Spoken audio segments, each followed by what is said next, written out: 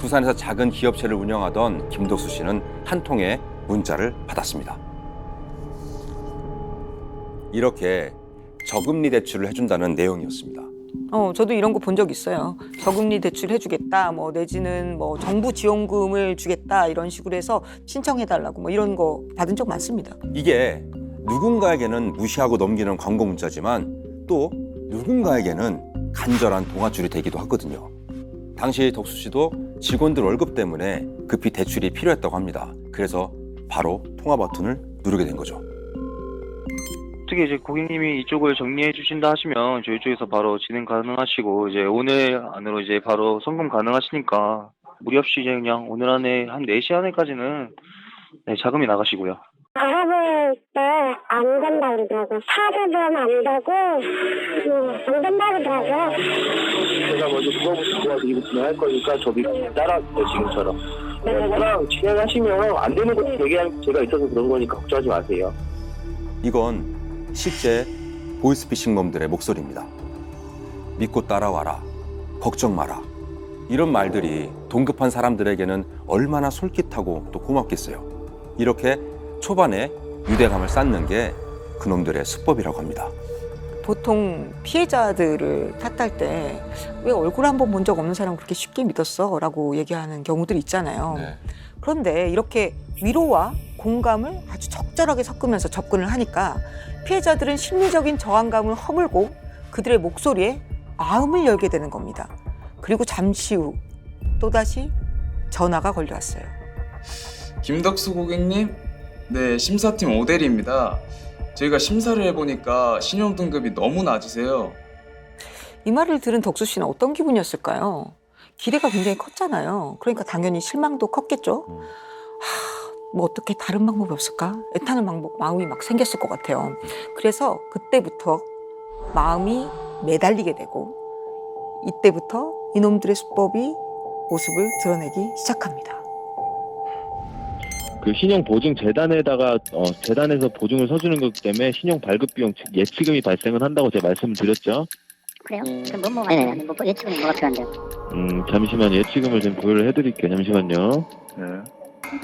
예, 고객님께서는 지금 예치금은 38만 2,500원, 560원. 예, 이게 나오시고. 고객님께서 만족한 거죠? 그러니까 이건 3개월치 고객님 보증 비용입니다. 보증 비용. 예, 한마디로 정부에서도 고객님도 신용도 높여드린다. 하도 서민들이 많으니까 신용도 높여드린다 해서 이런 차원에서 이런 대출 상품이 나온 거예요.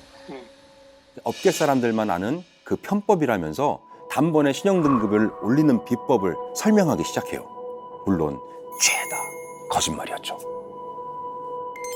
막 여러 가지로 지금 문제가 지금 꼬였는데 일단 이거를 지금 바로 풀려면 일단 거기 입금 기록이 있어야 돼요. 근데 이게 지급정지사에서 저희가 이 비용 처리에 대해서 저희가 해명할 방법이 없습니다. 그래서 죄송하지만 이거 90만 원 다시 납부 처리 가능하시면 저희가 일단은 1,090에 대해서 바로 풀어드리고 월요일 날 지금 묶여 있는 금액 90만 원 돌려드리는 걸로 이렇게 처리는 해드릴 수가 있거든요. 뭐라고요? 그 가닥에 지금 담당자가 지급정지가 걸렸고요. 지금 삭제는 진행을 못했습니다. 그래서 다시 한번 그 90에 대해서 입금 기록 잡아주시면 저희가 1,090만 원 바로 내드릴 거고요. 한 30분 안에. 그리고 묶여있던 90은 저희가 월요일 날까지 처리해드릴게요, 고객님. 90만 원 다시 보내라고요? 예. 자, 예를 들어 1,000만 원을 대출 받는데 90만 원의 보증금만 내면 나중에 대출금 1,000만 원과 보증금 90만 원을 합쳐서 1,090만 원을 보내준다는 거예요. 어차피 다 돌려준다고 하니까 피해자들은 90만 원의 추가 비용을 낸답니다. 문제는 이런 요구가 계속된다는 거예요. 이자를 선납해야 한다. 불법 조회 기록을 삭제하는데 비용이 든다. 갖가지 명목으로 돈을 요구해요.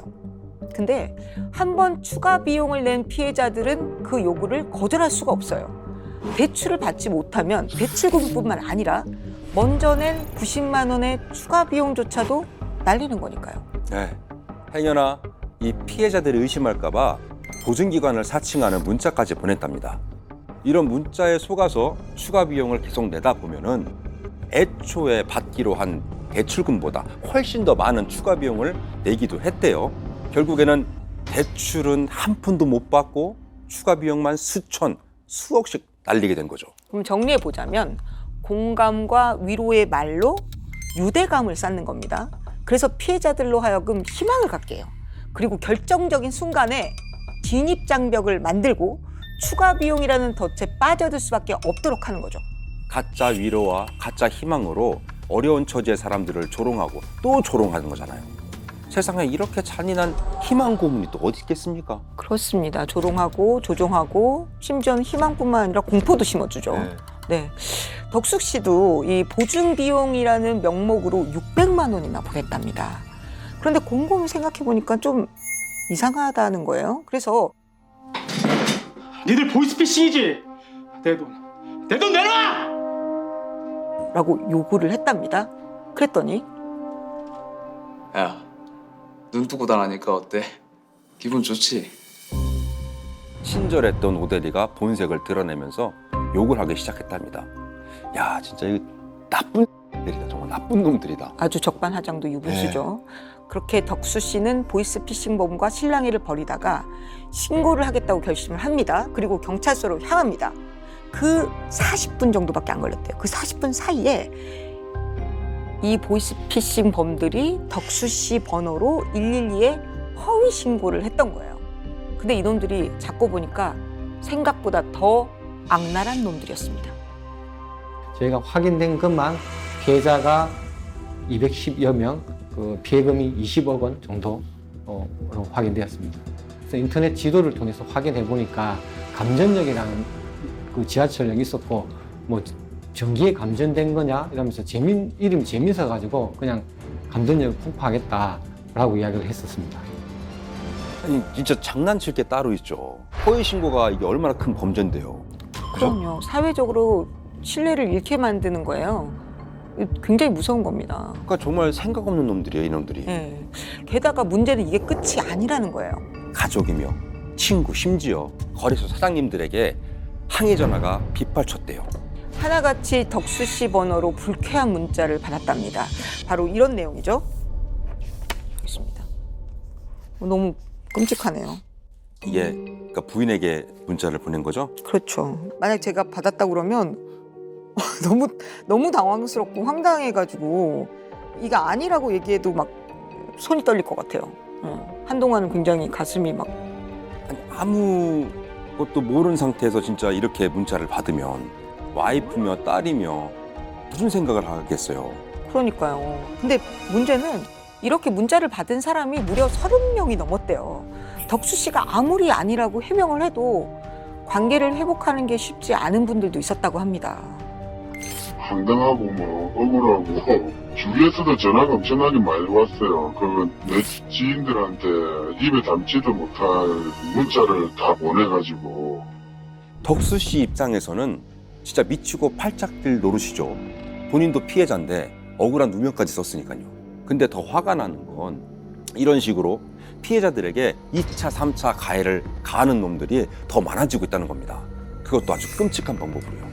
그 최근에는 이런 보이스피싱범들이 피해자들에게 본인 혹은 본인 가족의 사진을 요구하기도 한답니다. 그래서 이 사진을 받고 난 다음에 이걸 빌미로 또 다른 돈을 요구하기 시작하는 거죠.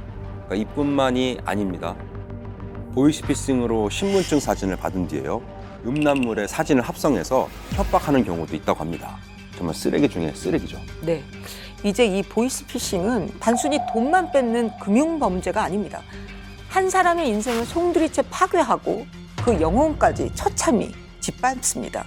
대체 누가 전화 뒤에 숨어서 이렇게 비열한 짓을 하고 있는 걸까요? 28살 동욱 씨는 아르바이트하는 동생을 데려다주고 막 집에 도착한 참이었죠. 여보세요? 네. 무슨 일인지 전화를 받은 동욱 씨는 당황해하면서 다시 집을 나섰습니다. 그리고 이틀 뒤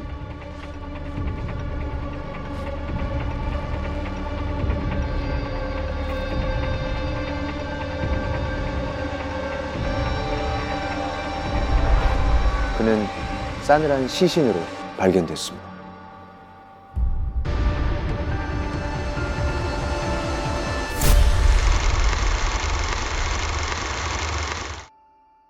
2020년 한 청년이 스스로 목숨을 끊은 안타까운 사건입니다. 아마 여러분들도 뉴스에서 보셨을 겁니다. 당시 28살이었던 동욱 씨는 연구소에서 일하던 식물연구원이었답니다. 이렇게 성실하게 꿈을 키워가던 28의 청년. 어느 날 갑자기 왜 스스로 목숨을 끊은 걸까요? 동욱 씨는 전라북도 순창에 살고 있었는데요. 의문의 전화를 받던 그날 갑자기 서울로 향했다고 합니다. 더 이상한 건 그날의 전화가 무려 11시간 동안이나 지속됐다는 거였죠. 대체 누가 한 청년을 죽음에 이르게 한 걸까요? 그날 동욱 씨가 수화기 너머로 들었던 그 목소리 들려드리겠습니다. 네, 여기는 그 서울중앙지방검찰청 첨단범죄수사팀의 팀장을 맡고 있는 김민수 검사예요. 여기 담당 검사입니다. 네. 아마 많은 분들이 가짜 김민수 검사 사건으로 기억을 하실 거예요. 네, 저도 기억납니다. 김미영 팀장만큼이나 악명 높은 보이스피싱 사기꾼이었죠.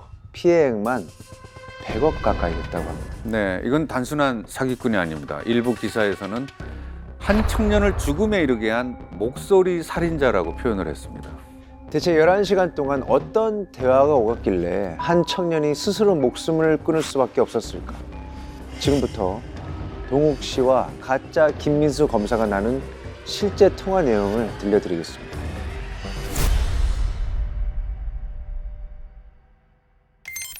여보세요. 여보세요. 네. 네, 김민수 씨 본인 되세요? 네. 여기 서울중앙지검이고요. 네. 이도현 수사관입니다. 네. 지금 본인 앞으로 명의도용 사건이 접수가 됐어요. 그래서 개인정보 유출 건인지 지금 확인하기 위해서 연락을 드린 겁니다. 야, 여러분들은 어떠실 것 같으십니까? 당신의 통장이 지금 불법 거래 현장에서 발견됐다. 이렇게 검찰청에서 전화가 왔어요? 예전에는 사실 검찰청이란 단어만 들어도 지금도 저도 네, 그렇죠, 그렇거든요. 맞아요. 겁나거든요. 하지만 요즘에는 뭐 검찰청, 명의도용 이런 말 듣는 순간 대신에 이제 보이스피싱이 많이 알려져 있으니까 이거 보이스피싱이구나. 의심부터 하는 분들이 많겠죠. 동욱 씨도 어쩌면 보이스피싱을 의심했을 수도 있고요. 자, 그런데 이놈들 역시 본인들이 의심을 받을 수 있다는 걸 알고 있습니다. 그래서 먼저 선수를 쳐요. 저희는 수사기관이기 때문에 뭐 계좌번호나 비밀번호 같은 개인정보 일체 요구하지 않습니다. 그런 거 말씀하시면 안 되고요. 계좌번호나 비밀번호는 요구하지 않는다. 우리는 보이스피싱이 아니다. 선을 긋습니다. 그래서 많은 피해자들이 일단 무슨 얘기를 하는지 드러나 보자. 전화를 끊지 않게 된다고 하고요. 근데 바로 이 순간이 가장 위험하다고 합니다. 상대방에게 어떤 커다란 요구를 하기 전에 작은 요청을 먼저 하는 것입니다. 작은 요청을 이야기를 하고 그 다음에 이제 본격적으로 더 커다란 요청을 하게 되면은 상대방이 더 설득당하기 쉽다. 이런 심리이고요. 처음에는 그냥 수사 협조를 바란다. 당신이 피해자인 걸 알지만 도움을 주면 좋겠다. 이렇게 시작되었던 것들이 점점점 커다란 요구를 함으로써 마치 이제 심리적으로 지배당하게 되는 이런 일들이 일어나는데요. 그러니까 의심스러운 전화가 오면 일단 들어보자가 아니고 일단 끊자가 중요합니다. 만약 진짜 국가기관이다 그러면 뭐 우편이나 메일 뭐 이런 걸로 다시 연락을 주겠죠. 하지만 안타깝게도 피해자들이 일단 들어보자 하는 순간 놈들은요 2단계 작전을 시작합니다.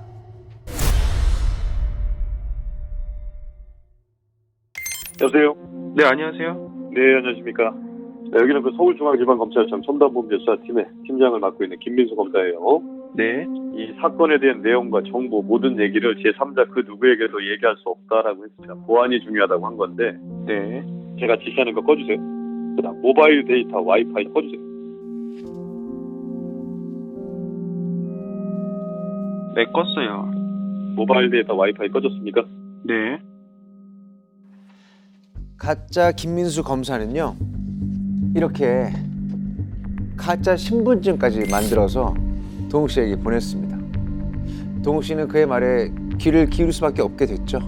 이것뿐만이 아닙니다. 요즘에 이렇게 공문서까지도 위조를 해서 보낸답니다. 이 직인이며 사인까지 진짜 감쪽 같아요. 네, 이렇게 가짜 신분증, 가짜 공문으로 피해자들을 믿게 만든 뒤에 제일 먼저 이런 지시를 합니다. 아무도 없는 곳에 가서 전화를 받아라. 휴대전화의 인터넷 연결을 끊어라. 혹시 주변 사람과 상의를 한다거나 혹시 대화 내용을 검색해 볼까봐 사전에 정보를 차단하는 거예요. 가짜 김민수 검사뿐만이 아닙니다. 최근에 대부분의 보이스 피싱범들 초반에 이런 지시를 합니다. 일단 저를 회사에서 나오게 하려고 무조건 이제 연차를 써서 반차를 써서 나와서 이 일을 무조건 해결하는 게 우선이지 않느냐, 그게 그렇게 설득을 하였고, 제가 이제 했던 말들이 녹취가 되고 있으니 판사가 그것을 증거로 채택을 하려면 다른 사람의 이제 녹취가 잡음이 들어가면 안 된다고 하여서 최대한 제가 사람이 없는 곳으로 유도를 하였습니다. 저희가 이 프로그램을 하면서 사실 다양한 사기꾼들을 봤잖아요, 이미. 근데 이것도 많이 어디서 들어본 레퍼토리입니다. 전형적인 가스라이팅. 네, 맞습니다. 피해자를 고립시킵니다. 오로지 가해자가 전달하는 정보만 받아들이도록 한다. 이게 바로 가스라이팅의 첫 번째 단계죠. 맞습니다. 그렇다면 다음 단계도 뭘지 저는 대충 짐작은 됩니다.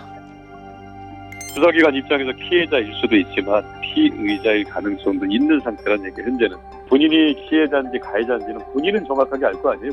검사가 지시한 거에 대답 안 하거나 뜸들이거나 횡설수설하고 우회받을 행동 계속하면 강제수사로 전환되고, 본인은 전국에 체포영장 바로 내려지고 수배 내려지고 체포되면 2년 이하의 징역 처벌받아서 살아야 되고 들어가지고. 참. 아니 아직 피해자인지 피의자인지도 모른다고 자기가 얘기를 하면서도 어떻게 저런 협박을 할 수가 있죠. 근데 평생을 또 선량하게 살아온 사람들은 자칫하면 내가 감옥에 간다는데 겁이 나죠. 그렇죠. 피해자들에게 불안을 주고 공포를 느끼게 합니다. 그래야 본인들의 지시에 더 잘 따를 수 있으니까요. 그래서 가짜 김민수 검사는 가짜 사건 기록까지 만들어 보여주면서 동욱 씨에게 겁을 줍니다. 본인 몇 급으로 돼 있어요? 특급이요. 네, 물어볼게요. 특급이면 어느 정도 사건인 것 같아요, 본인? 아주 심각한 상황인 것 같은데, 중요한 사건. 본인에 관련된 사건이 어느 정도 규모의 사건인지 이제 감이 오죠? 네. 그러면 사건에 집중하셔야 되겠어요? 어떻게 하셔야 되겠어요? 잘 해야겠어요. 전화로 수사하고 난 다음에 또 어디 경찰분들이 저희 집에 방문해서 뭘 하나요? 행여 가족들에게 피해가 가지 않을까 걱정하고 있어요. 네, 그러네요.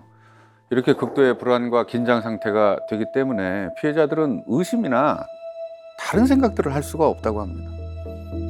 아주 강압적이었습니다. 제 담당 검사가 맞는지 확인을 해달라.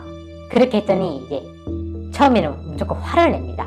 진짜 감옥에 가게 돼서 나중에 검사님 살려주세요 해도 저는 진짜 피해자예요 해도 이미 늦었다고, 정신을 진짜 안 차리면 진짜 내가 오히려 범죄자가 될 수가 있겠구나 이런 생각이 들었습니다. 저도.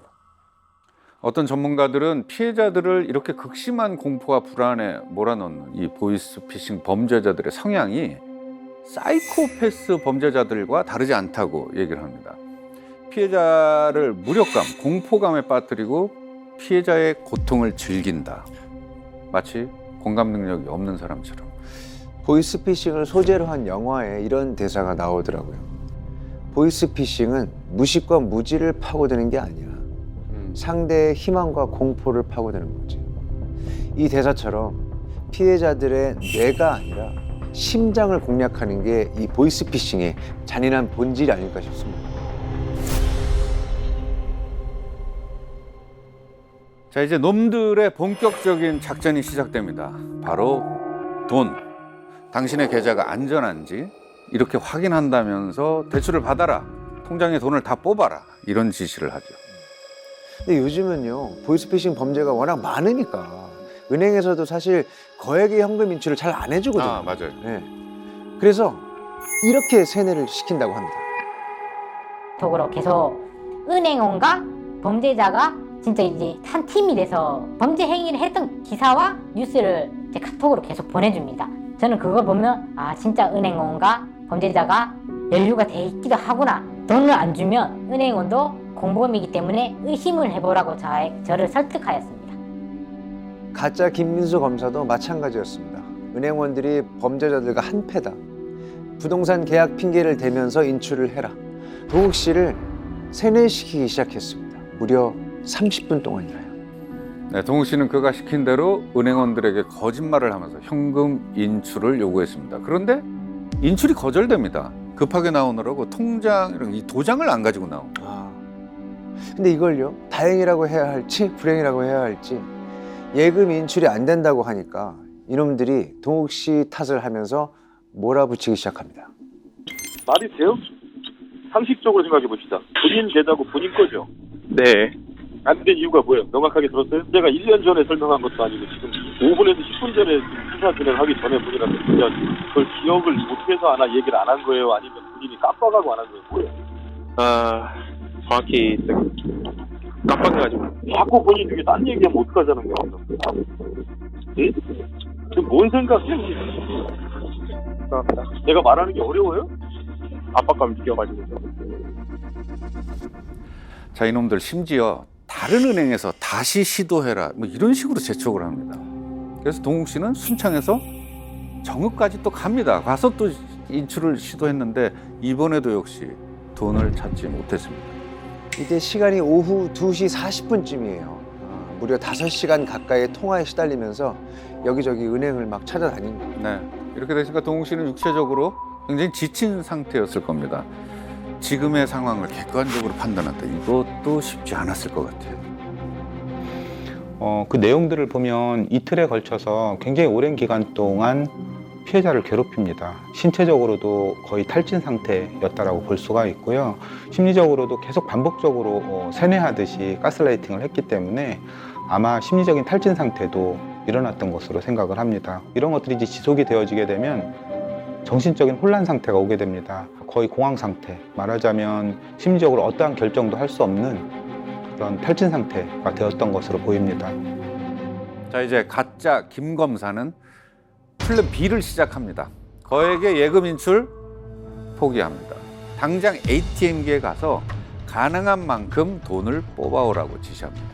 이 동욱 씨의 입장에선 한시라도 빨리 이 조사를 끝내고 싶었을 겁니다. 바로 근처 ATM기로 달려가서 계좌에 있던 430만 원 전액을 인출합니다.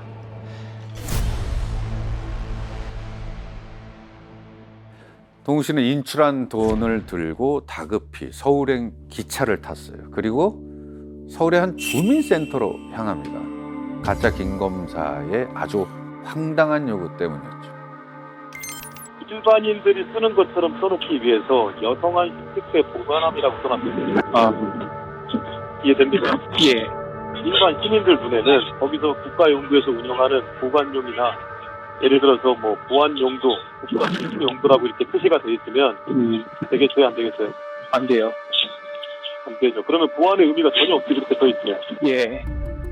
보안을 위해서 여성 안심 택배 보관함이라고 위장을 해두었으니 거기에 현금을 두고 가라는 거였어요.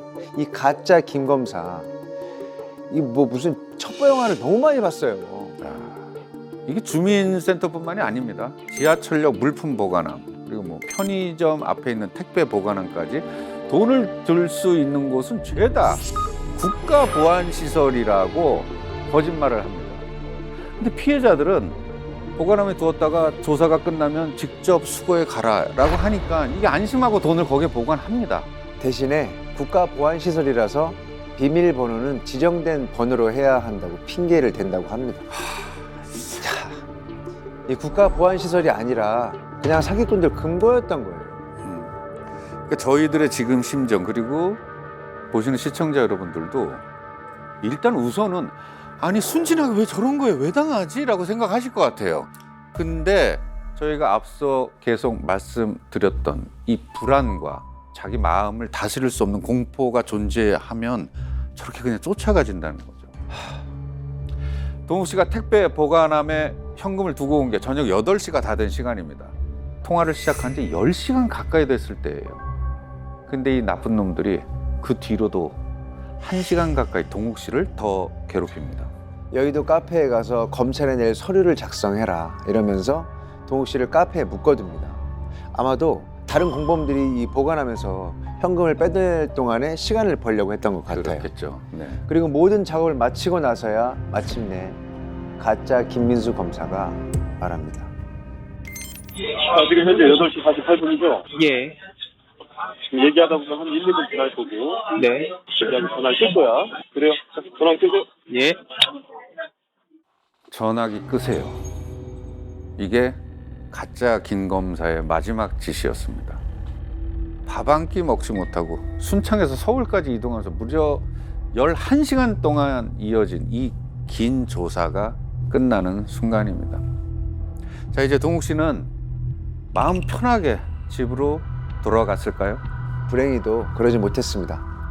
동욱 씨는 순창 집에 내려와서도 이틀 동안 먹지도 자지도 못했답니다.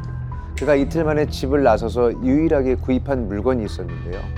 바로 휴대전화 충전기였습니다. 동욱 씨는 이틀 내내 가짜 김검사의 전화만 기다리고 있었습니다.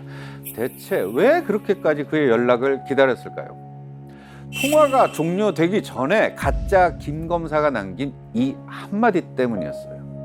오늘 전화 안 받으면 큰일나요. 바로 전국의 체포영장과 수배가 바로 내려지고 2년 이하의 징역과 3천만 원 이하의 벌금의 처벌을 받습니다.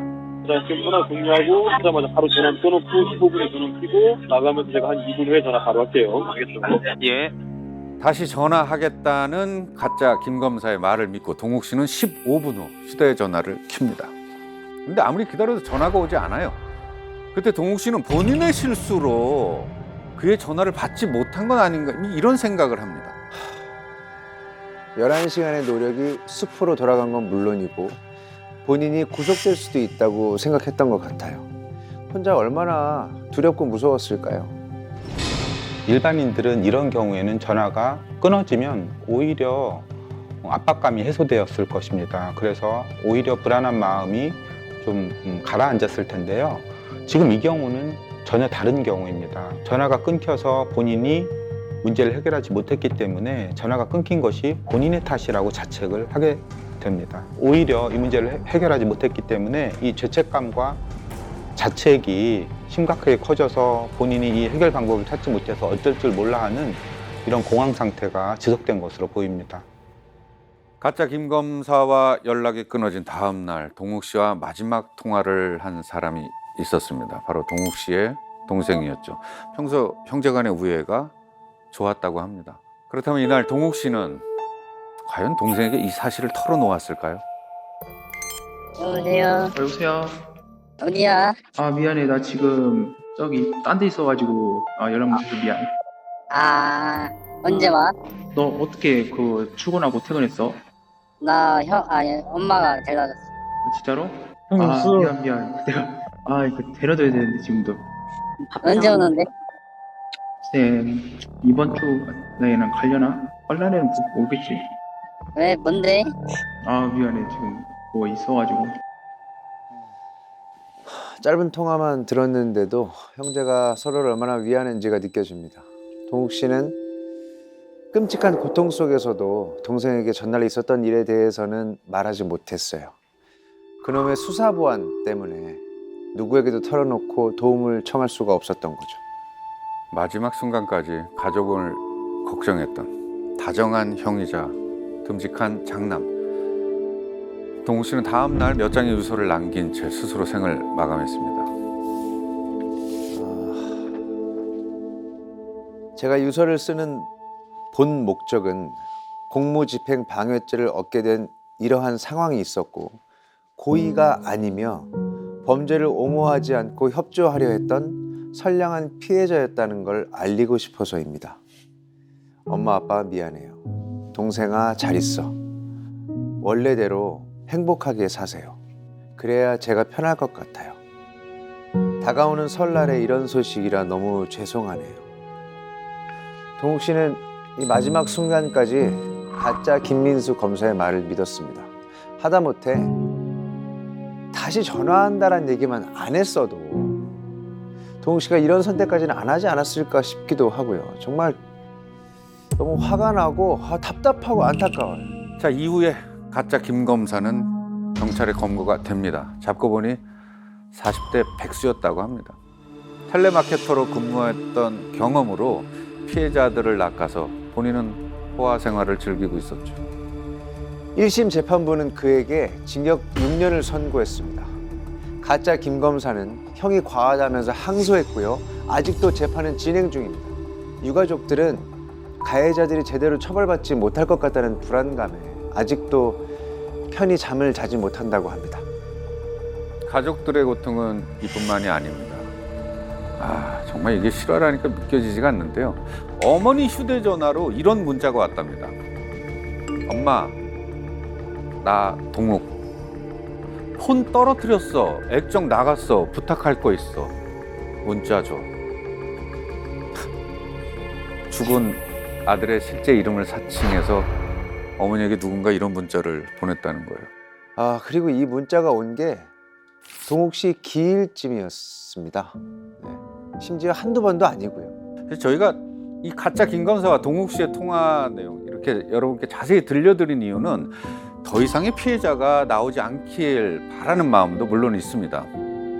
그런데 지금은 그보다도 지금까지 내 잘못이다라고 자책을 하고 계실 피해자들에게 이 이야기를 꼭 들려드리고 싶어서입니다. 여러분의 잘못이 아닙니다. 하늘에 있는 동욱 씨께도 이 이야기가 꼭 전달됐으면 좋겠습니다. 시작. 생일 축하합니다. 호호. 생일 축하합니다. 호호. 사랑하는 생일 축하합니다. 호호. 생일 축하해. 블랙 시즌2 영웅 파괴자들